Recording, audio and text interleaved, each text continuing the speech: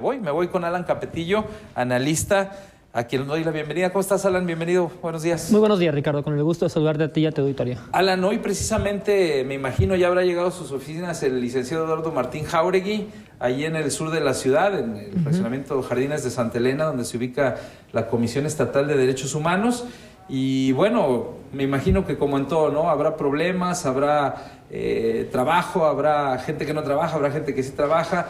¿Cuál es el proyecto que deberá de tener esta nueva dirigencia o esta nueva presidencia encabezada por el licenciado Jáuregui? Bueno, primero saludar el nombramiento del licenciado Martín Jáuregui como presidente de la Comisión Estatal de Derechos Humanos. Digo, es una persona connotada, muy conocida en el ámbito jurídico en Aguascalientes. Me cuesta mucho ser imparcial, es un amigo y un maestro de mucho tiempo. Fue mi maestro y lo considero mi amigo de mucho tiempo y creo que es una persona que tiene la calidad moral para desempeñar el puesto y la capacidad jurídica creo que no se pone en duda. Para que la gente conozca, antes que me contestes esta pregunta, tú que lo conoces también, que fue tu maestro en leyes en la universidad, ¿cómo es? Como persona, pues obvio un alumno lo ubica, ¿no? Pero ¿cómo es el maestro Jáuregui? Bueno, es una persona bastante seria en su trabajo. En clase siempre ha sido muy exigente, digo, siempre fue en la carrera de Derecho, pues las materias que daba siempre eran materias pues difíciles, complicadas, pero de las cuales se aprendía mucho. Es una persona que tiene un buen trato, que creo que va a hacer un buen papel en la Comisión de Derechos Humanos y no me gustaría abundar en ese tema porque, pues bueno, finalmente le resta objetividad, ¿no? Que es de lo que quisiéramos tratar aquí. Yo te pregunto porque acá en el trabajo nos ha tocado entrevistarlo, es editorialista del programa Buenos Días Aguascalientes y bueno, es una persona muy agradable. Muy ameno. No estoy echando guayabazos como se dijo comúnmente, no, pero para que la gente se dé una idea, es bromista, le gusta mucho la sátira, el sarcasmo, hace algunos chascarrillos de ese tipo. Sobre todo el sarcasmo, pero te digo que si me pongo a hablar de eso voy a terminar mal porque pues, finalmente es una amistad de mucho tiempo con el maestro. Perfecto, entonces vámonos a lo laboral. ¿Qué podemos decir en el aspecto de derechos humanos y a la trayectoria que él tiene como abogado? Bueno, primero regresar al tema de los derechos humanos como tal y recordar que los derechos humanos, el concepto mismo de derechos humanos es la base los abogados llamamos justnaturalista del derecho, es decir, son aquellos principios, aquellas normas que se entienden que son inherentes a la condición humana por el simple hecho de existir, que toda persona los tiene independientemente de la raza, el credo, la religión, el lugar donde se encuentre, por el simple hecho de ser humano, tiene una serie de mínimos que se le tienen que respetar y que tienen que ver con un derecho sobre su propia vida, un derecho a la libertad de expresión, derecho a la libertad de tránsito, derecho al debido proceso, a no ser encarcelado sin un juicio y una serie un catálogo enorme que ha sido cada vez más ampliado en tratados internacionales desde 2011 en la Constitución General de la República y que en los últimos años ha venido ganando terreno en lo local a través de organismos como la Comisión Estatal de Derechos Humanos que han sido cada vez más reiterativos en la necesidad de que la autoridad subordine su actuación, que subordine cualquier acto que pueda ser tergiversado a través de la legalidad o un acto de autoridad que pueda ser de alguna manera arbitrario a esta serie de principios básicos que vienen a través de la Constitución y de los tratados internacionales. En el caso de Aguascalientes, pues en los últimos años la Comisión Estatal se había desdibujado, había tenido quizás un perfil demasiado bajo, que en este momento pues el maestro tiene la responsabilidad de asumir, ¿no? La gran ventaja de un nombramiento como en el caso del maestro Martín Jáuregui, pues es que es un personaje público, conocido, con un prestigio ganado a pulso y en este sentido tiene algo que perder.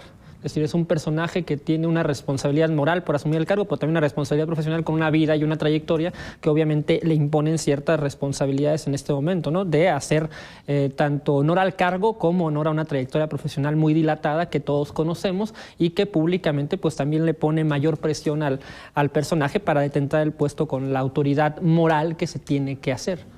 ¿Dónde hay baches que detectes en la Comisión Estatal de Derechos Humanos? Ya dices que se tenía un perfil muy bajo de trabajo.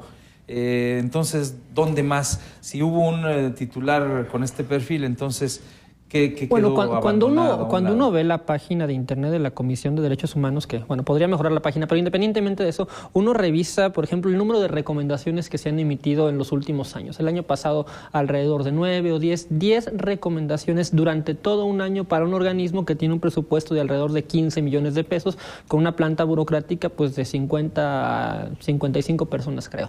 Entonces, me parece que es demasiado poco para una infraestructura de personas y de recursos recursos tan grande, que quizás es un tema que se tenga que mejorar. Esas recomendaciones regularmente van sobre el tema de seguridad pública, el tema de justicia, el tema de la procuración, pero hay otros temas que también se pueden atacar a través de la Comisión de Derechos Humanos, porque el concepto es muy amplio, tiene que ver con toda acción de la autoridad que vulnere o que deje de proteger a las personas, y esto va desde el tema del bullying, el tema de la discriminación, no solo es el tema judicial. Y la comisión tiene la labor de defender a cualquier persona que se considere dañada en su dignidad, pero también tiene la labor de difundir los derechos humanos, de crear una cultura al respecto de y explicar, salir a la arena pública a decir, estos son los derechos que tienen todas las personas, los principios básicos a partir de los cuales no pueden ser vulnerados por ninguna autoridad y que deben de ser respetados, y la autoridad debe de actuar, porque la omisión también es una violación a derechos humanos. Si una autoridad está en posibilidad de evitar que una persona sea dañada en sus derechos básicos, en su dignidad, y no lo hace, está violando los derechos humanos de las personas por la propia omisión. Entonces yo creo que en estas dos vías, tanto en el tema propiamente de la acción de la autoridad, como en el tema de la educación, de enseñar, yo creo que son los dos grandes temas que van a articular el trabajo de la próxima comisión. Bien, vamos a una pausa, te dejo una pregunta al aire. Hay quienes dicen, y hay muchas voces que lo dicen, que desafortunadamente esta comisión ha sido utilizada como para pagar favores políticos o como área de empleo para pagar estos favores a través de un trabajo para recomendados. ¿Cómo luchar contra eso? Es un vicio que viene de atrás. Te dejo la pregunta al aire, la pausa, volvemos a Más Allá de la Noticia. Participa desde tu teléfono. Marca al 910-3508 y 09. Más Allá de la Noticia. Estás viendo Más Allá de la Noticia.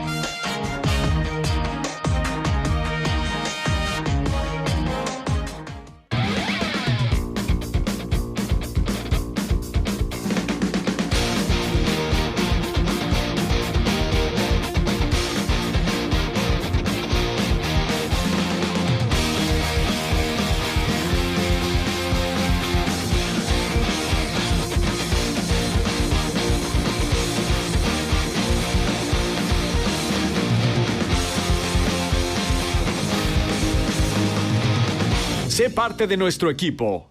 En la cancha. En vivo, 2 de la tarde.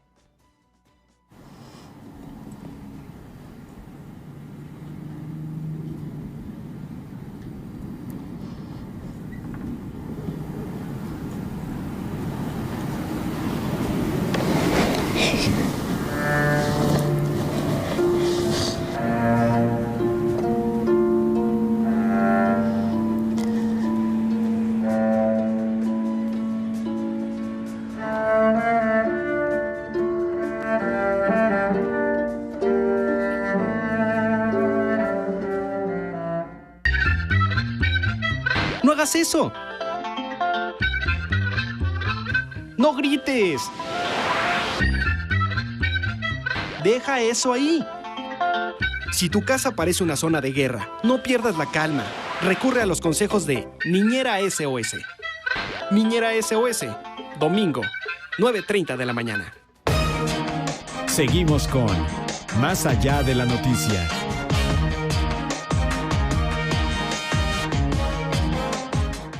Más Allá de la Noticia, el programa de análisis de Radio BI. Las 9 de la mañana con 46 minutos, regresamos a Más Allá de la Noticia. Estamos hablando de lo que se debe cubrir con la nueva dirigencia o presidencia de la Comisión Estatal de Derechos Humanos con la llegada de Eduardo Martín Jáuregui. Gracias a todas las personas que están comentando. Antes de continuar con el tema, también recibo algunos mensajes de texto sobre la publicación que hacíamos de la escuela, que pues desafortunadamente desde hace un año está abandonada, con afectaciones, sin techo, etcétera, allá en el municipio de Cientos. Dice, Obed, qué vergüenza que tengamos instituciones educativas en ese estado tan deplorable, y más que las autoridades no reconozcan el problema y menos le den solución, y peor se jacten de que todo está bien. ¿Dónde está o dónde queda la famosa reforma educativa? Bueno, pues ahí está la pregunta, la dejamos al aire. Sería bueno que hicieran no una nota, sino un documental sobre la condición en que están un sinnúmero de escuelas de educación básica. Con todo gusto le seguimos la palabra. Otro más, el IEA condiciona las mejoras a las escuelas, ya que solo aportan la mitad y los padres de familia les toca lo que falta. Buenos días, lo de asientos es solo una prueba de todas las que hay y se darán cuenta cómo están. Saludos. Qué poca responsabilidad del director Pérez Chica, que después de un año dice que espera un estudio para reparar esa telesecundaria. Son los comentarios que llegan hasta este momento. Y bueno, pues ya escuchó usted, también la buena noticia es que Obras Públicas del Estado va a reconstruir este lugar. Regresando al tema de derechos humanos, Alan, yo te preguntaba, pues ¿cómo hacer para que ya derechos humanos no sea el área de pago de favores políticos? ¿Cómo hacer para que no sea un lugar para que algunos diputados, algunos funcionarios tengan chamba o los familiares, como dicen, se ha dado desde hace mucho tiempo? Bueno, me parece que la clave está, y creo que el maestro lo llegó a mencionar en alguna entrevista que dio, en el tema del servicio profesional de carrera, ¿no? En establecer una serie de condiciones mínimas que deben de reunir los trabajadores antes de entrar a laborar a la comisión, que tengan el perfil, y después una constante evaluación que los aleje, junto con unas reglas, junto con una normatividad que los proteja también,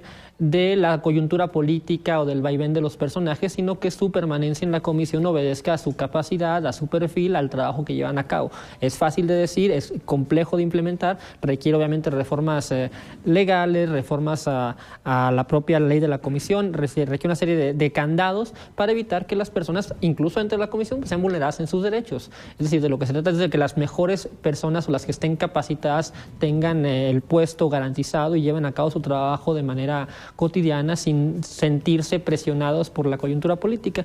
Yo en este sentido, pues y aquí estoy siendo muy parcial, de lo que conozco del maestro, me queda claro que es una persona íntegra, que no creo que tenga este tipo de visión partidista de ningún tipo. Yo pienso que es una persona que sabe reconocer el trabajo y que yo creo que esa sea la lógica que llegará a su esfuerzo. Estoy siendo parcial, desde luego, porque, te digo, conozco al personaje, pero yo sí le daría el voto de confianza en este sentido. Por otro lado, está el tema que mencionábamos también del trabajo de la comisión. Exacto. De por qué la comisión, de entrada, te digo, se haya manejado un perfil demasiado bajo. Quizás también por el propio perfil de Omar Williams López Ovalle, que retrajo mucho a la comisión en los últimos años, que salió muy poco a los medios. La Comisión de Derechos Humanos tiene como su facultad fundamental dar recomendaciones, pero estas recomendaciones no son vinculantes, no son actos de autoridad que todo el mundo tenga que acatar. Sus recomendaciones en lo que se basan en realidad es en la autoridad moral, por más raro que esto suene, es decir, en la capacidad que tiene un ombudsman para argumentar y para evidenciar, para demostrar públicamente que algo está mal, que algo vulnera los derechos humanos de una persona, que se está violando su dignidad, que se está atentando contra los tratados internacionales. Y esto es un trabajo de pedagogía pública, es un trabajo de salir a los medios, de escribir buenas recomendaciones que sean fáciles de leer, que cualquier persona se pueda dar cuenta dónde está el error y por qué algo se está haciendo mal, para que toda la opinión pública presione a los políticos finalmente para que tomen en cuenta estas recomendaciones, estas ideas. Ese es el trabajo del ombudsman finalmente, un referente moral. Por eso desafortunadamente tal vez no llegue a mucho el que yo como órgano de derechos humanos te recomiende. A final de cuentas muchos políticos dicen, ¿para qué crees esto? Que no me hace nada, a mí me vale gorro. De la penetración que tenga en la sociedad civil, en la comunidad, las recomendaciones y la capacidad que tenga la comisión para evidenciar y decir, él es el que está violando derechos humanos. A ninguna persona y a ningún político le gusta que digan de él que es un violador de derechos humanos, porque políticamente vende muy mal. Entonces, la idea de la comisión es ser un superior moral de la autoridad, que sea un referente. La comisión no puede dar carácter vinculatorio a sus resoluciones porque se convertiría en un tribunal. La diferencia entre un tribunal normal, un tribunal de justicia y una comisión es esta, que la comisión nada más apela a la autoridad moral y apela a la superioridad de su discurso, mientras que un poder judicial tiene la capacidad para hacer cumplir formalmente sus definiciones. Y esa es la gran diferencia. La comisión lo que en mi opinión tendría que hacer es apelar a esta idea de la superioridad argumentativa, de dar razones claras, de evidenciar, de probar, de salir a la escena pública. De hecho, pues cuando uno revisa la ley de la comisión, pues te das cuenta de que tiene facultades para buscar espacios en medios, en prensa, para realizar publicaciones, es decir, una serie de esfuerzos de comunicación que permitan que la Comisión de Derechos Humanos posicione los temas que van surgiendo, las causas que van dándose cada día en la opinión pública, con la opción de constituir este referente de opinión de que algo está mal, de que algo es incorrecto, de que algo no debe ser, porque se están vulnerando los derechos, la dignidad de las personas. Fíjate, pasó algo muy curioso. En el día de la consulta pública no fue él quien obtuvo los más puntos para ganar, pero a final de cuentas el voto que valía es el de los diputados. Hubo organismos no gubernamentales muy duros, muy críticos, no con la persona del notario o ahora ombudsman, sino contra los diputados, ¿no?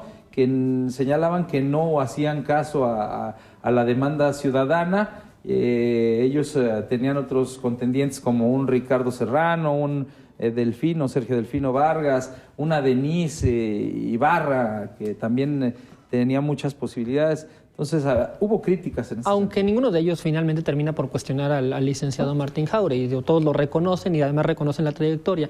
En el caso del proceso de consulta, yo creo que es un proceso que se acaba de implementar, es un proceso que se origina a partir de la reforma de 2011, es decir, es relativamente reciente. En Aguascalientes es la primera vez que se implementa. Y yo creo que es un proceso que se tiene que mejorar, porque cuando yo asistí a la consulta pública y uno lo que veía era ahí muchas asociaciones de la sociedad civil cuya legitimidad es bastante cuestionable y que parecía más bien que venían orientadas por un carácter partidista, de lealtad hacia un personaje, que quizás distorsionaban un poco el propósito de la consulta. Yo así lo vi, desde luego lo asumo como un comentario subjetivo y personal. Por lo que toca con la votación, me parece que la votación fue amplia, son 21 votos, lo cual te permite hablar de que necesariamente todas las fuerzas políticas representadas en el Congreso tuvieron que haberlo apoyado de una u otra forma con uno u otro voto, ¿no? Lo cual que no se politizó, y que además llega con el respaldo muy amplio de una gran cantidad de diputados, representantes de todas las fuerzas políticas, de ahí que el día de mañana no se pueda fácilmente construir un discurso de que fue una imposición partidista, porque finalmente cuando tú tienes 21 votos y los partidos, ninguno de ellos te alcanza siquiera para sacar 15, pues te dice que necesariamente todos los demás partidos contribuyeron de una u otra manera y que están de acuerdo en que el perfil era el idóneo.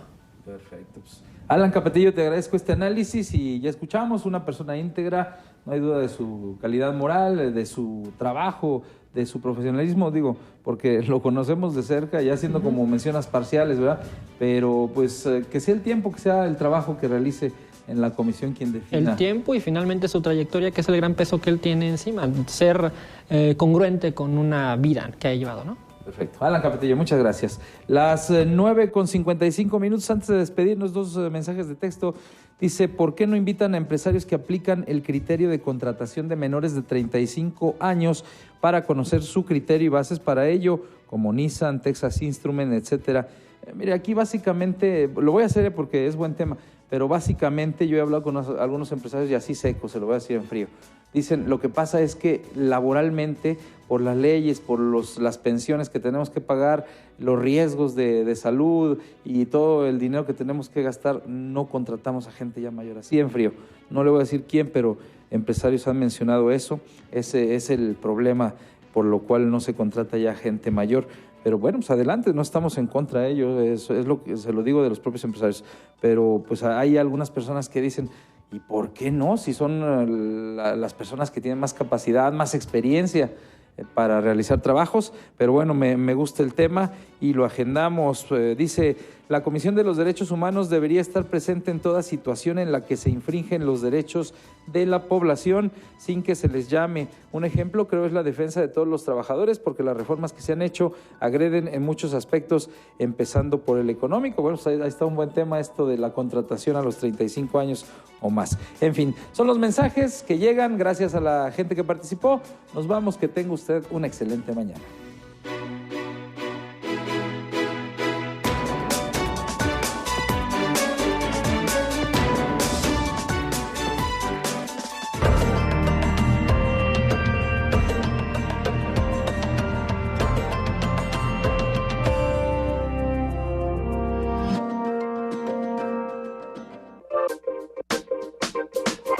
Elegancia, diversión, belleza, clase y distinción.